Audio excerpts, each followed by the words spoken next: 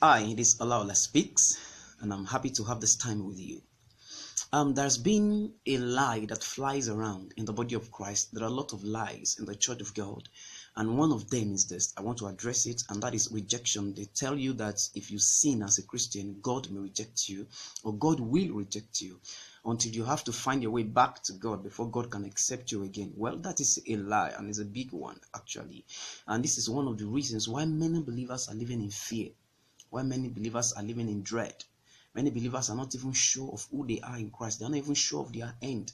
They're not even sure if they really have eternal hope or eternal life because of this lie.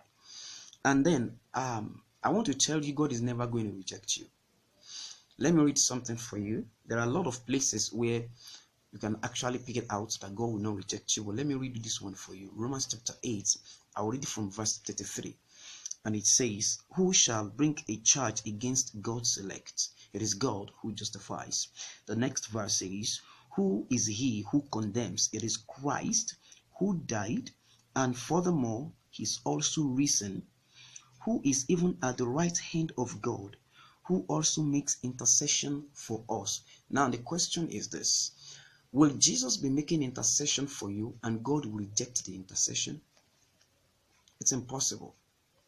I don't want to talk about what intercession really means. It is not that Christ is sitting by the by the right hand of God, or Christ is kneeling down before God and is begging God, God please, God please, God please. No, that is not actually what it means. And it's not that Christ is somewhere praying to God, interceding for us in heaven. No, Jesus sitting at the right hand of God is the intercession.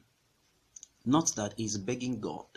Actually, he has finished the work of salvation. He has perfectly done it.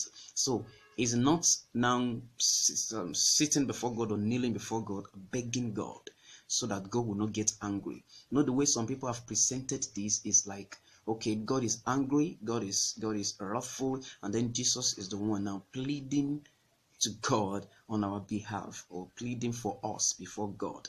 Well, that is not true. That is not what it means. It only means that Jesus sitting at the right hand of God is the intercession. Do you understand? Now, Paul further said by the Spirit of God, said, what shall separate us from the love of Christ? Then he began to mention, is it tribulation? Is it distress? Is it persecution? Is it famine? Is it nakedness or peril or sword? And he said, none of these things will be able to separate us from the love of God that is in Christ Jesus. The love of God towards man is found in Christ. So, and love does not reject. If you read 1 Corinthians chapter 13, it talks about so much about the nature of the love. And then the Bible says God is love. And then love, the scripture says love never fails. So it means God never fails.